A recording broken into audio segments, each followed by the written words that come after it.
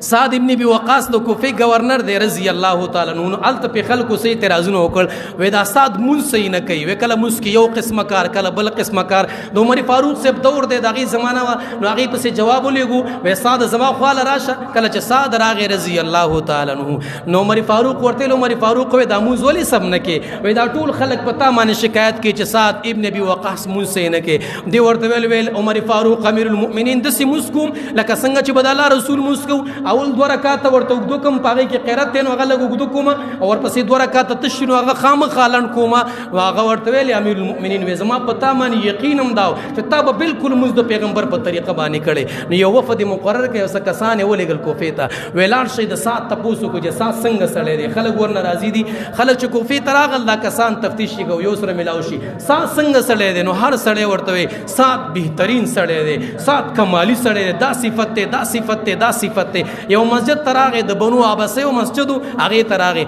هغه کې اسامه اسامه بن قتاده اسامه بن قتاده نه تاسو کو سات څنګه سړی دی نو هغه وزان داسې عجیب انداز کې کو و چې تارانه د حق تاسو کو نو حق خو بخام خوایم و سات کې یو کار دی و بل خلک jihad ته لګي خپل jihad ته نزي سات کې یو کار دی چې هغه حکومت چلی خو په حکومت کې انصاف نه کوي سات کې دا کار دی مالی غنیمت صحیح نه تقسیمي دا کله چې قاصد راغی عمر فاروق